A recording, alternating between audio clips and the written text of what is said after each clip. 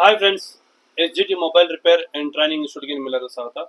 सो मेरा सभी भाई को HGT mobile repair and training institute का स्वागत है। सो आज मेरे पास M33 सैमसंग आया हुआ है। लाइट नहीं आ रहा है इसके अंदर, इसलिए ಏನು ಬರ್ತಾ ಇಲ್ಲ, ಲೈಟ್ ಬರ್ತಾ ಇಲ್ಲ। चलो ठीक है, ನಾನು ग्राफिक ಬರ್ತಾ ಇದೆ ಇಲ್ಲೋ ಅಂತ ಫಸ್ಟ್ ನೋಡೋಣ। ग्राफिक आ रहा है या नहीं आ रहा है पहले देखेंगे।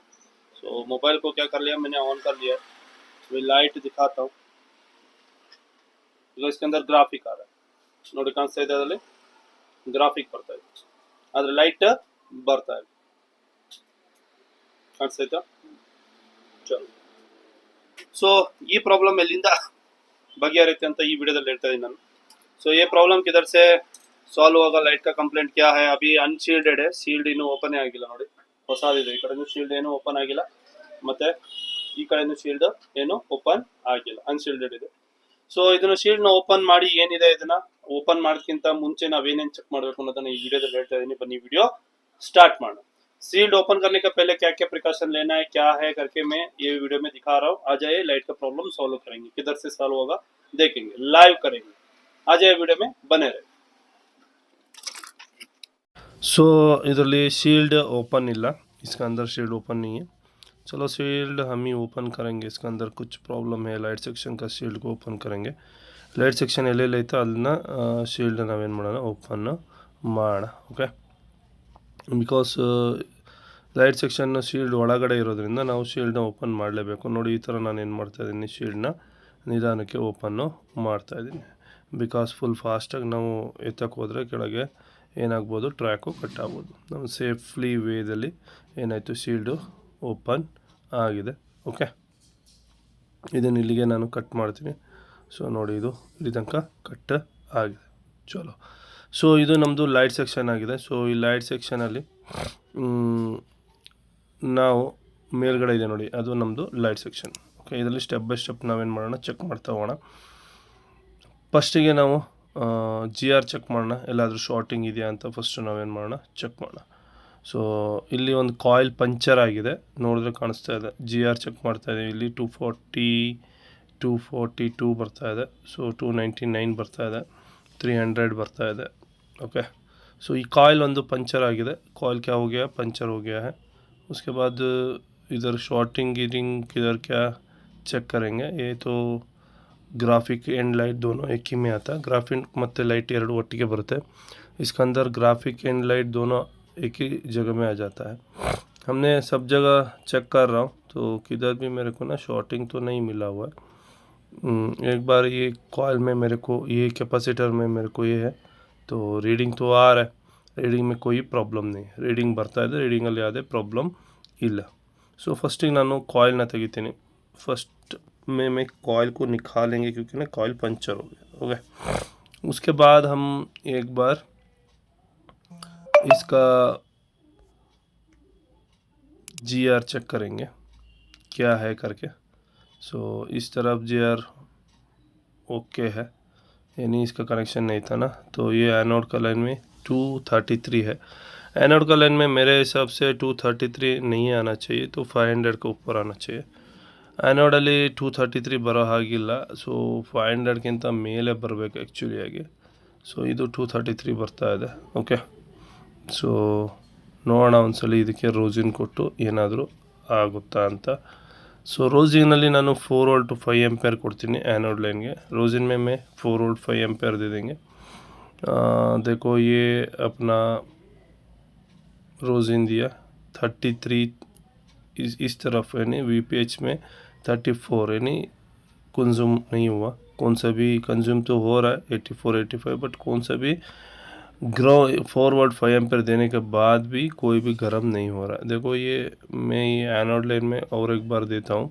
सो ನಾನು ಮತ್ತೊಂದು ಸರಿ ಆ್ಯನೋಡ್ ಲೈನಲ್ಲಿ ವೋಲ್ಟೇಜ್ನ ಕೊಡ್ತಾ ಇದ್ದೀನಿ ನೋಡಿ, ಇಂಜೆಕ್ಟ್ ಮಾಡ್ತಾ ಇದ್ದೀನಿ। 67 ತೊಗೊತಾ ಇದೆ, 80 100 51 ತೊಗೊತಾ ಇದೆ, ಆದರೆ ಯಾವುದೇ ಕನ್ಸ್ಯೂಮ್ ಆಗ್ತಾ ಇಲ್ಲ ಇಲ್ಲಿ। ಈ ಥರ ಇರುವಾಗ ಯಾವ ಥರ ಮಾಡಬೇಕು ಅಂತ ನಾನು ಈ ವಿಡಿಯೋದಲ್ಲಿ ಹೇಳ್ತಾ ಇದ್ದೀನಿ। ಸೊ ನೋಡಿ, ನಾನು ಇಲ್ಲಿ 10 वोल्ट ಇಡ್ತಾ ಇದ್ದೀನಿ ಆ್ಯನೋಡ್ ಲೈನ್ಗೆ ಮಾಡುವಾಗ। सो 10 वोल्ट को लगा रहा मैं एनोड लाइन में, वो के लिए पूरा के पूरा एम्पेयर जो है 1 एम्पेयर लगा रहा हूँ। 1 एम्पेयर 10 वोल्ट इसको लगा के मैंने चेक कर रहा हूँ कौन सा वाला हीट होता, चेक करेंगे। क्योंकि ना 4 वोल्ट 5 एम्पेयर में कोई गर्म नहीं हुआ था।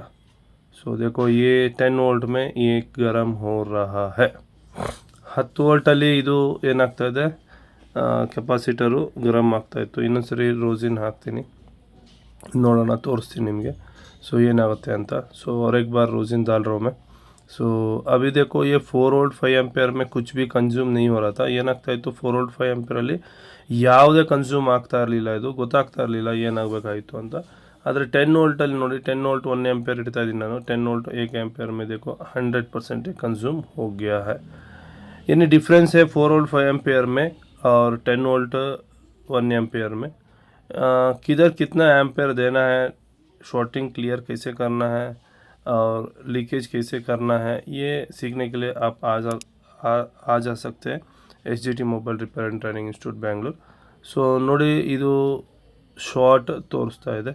ओके, सो ये क्या हो गया है, शॉर्टिंग हो गया है, यानी शॉर्टिंग भी नहीं है, लीकेज में पड़ा हुआ है। 54 रीडिंग बना रहा है। इसके हिसाब से ये कॉइल में लोड पड़ गया, कॉइल से लोड पड़ गया, सो कॉइल बर्न हो गया। हमें दूसरे मदरबोर्ड से कॉइल और इसका एक ಕೆಪಾಸಿಟರ್ डालेंगे। ಬೇರೆ ಒಂದು ಇದರಿಂದ ನಾನು ಕಾಯಿಲ್ ಮತ್ತು ಕೆಪಾಸಿಟರ್ ಎರಡನ್ನು ಹಾಕ್ತೀನಿ ಇಲ್ಲಿ। ओके, यानी 4 वोल्ट 5 एम्पेयर से अपना क्या नहीं हुआ, कनेक्ट यानी लीकेज पता नहीं चला, बट 10 वोल्ट 1 एम्पेयर पे पता चल गया। किधर कितना वोल्ट इंजेक्ट करना है, लीकेज हमको पता नहीं चल रहा है, तो आप हमारे से कांटेक्ट कर सकते हैं, जुड़ सकते हैं।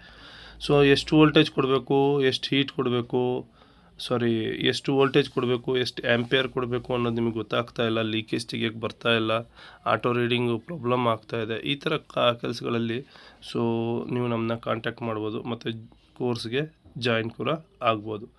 ಇದು ಪೀಣ್ಯ ಸೆಕೆಂಡ್ ಸ್ಟೇಜ್ ಬೆಂಗಳೂರಿನಲ್ಲಿದೆ, ಕೆಳಗಡೆ ಬರ್ತಿರೋ ನಂಬರ್ಗೆ ಕಾಲ್ ಮಾಡಿ ಕೋರ್ಸಿನ ಡೀಟೇಲ್ನ ತಿಳ್ಕೊಬೋದು।